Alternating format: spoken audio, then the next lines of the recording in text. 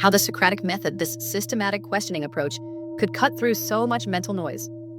It's fascinating how asking, "What do I actually know for sure about this?" can completely transform our thinking. Hmm.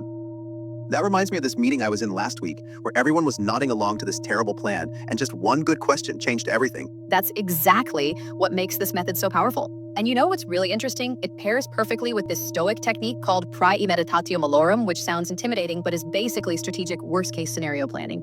Oh man, so instead of just worrying about things going wrong, you're actually mapping out solutions? Right. And here's where it gets really fascinating. Studies show that this kind of structured preparation can reduce anxiety by up to 60% in high-stress situations. It's like creating a mental emergency kit for your challenges. I've noticed whenever I'm really stressed about something, it's usually because I haven't thought through what I'd actually do if things went south.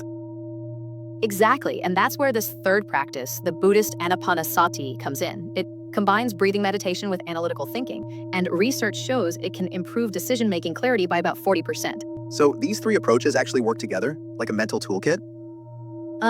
Yes. And what's really mind-blowing is how they complement each other. The Socratic method helps identify false assumptions.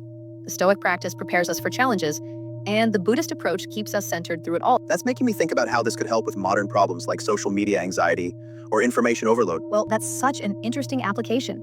Studies suggest we make around 35,000 decisions daily. Imagine applying these techniques to even a fraction of those choices. The Socratic method alone could help us filter out about 70% of unnecessary mental clutter. But how would someone actually start implementing these practices without getting overwhelmed? So here's the beautiful part: you start small. Maybe begin with one important question about your assumptions each morning.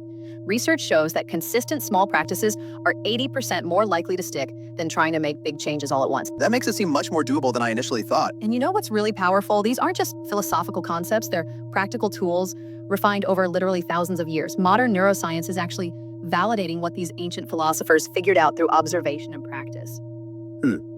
It's pretty amazing how relevant these ancient practices still are. Well, that's because they're addressing fundamental human challenges that haven't really changed. Whether it's ancient Athens or today's digital world, we still struggle with uncertainty and the need to think clearly under pressure. So what's your prediction for how these practices might evolve in our increasingly digital future? You know, I think we're going to see these ancient practices adapted in fascinating ways for modern challenges. Imagine AI-assisted Socratic questioning or virtual reality environments for practicing Stoic scenarios.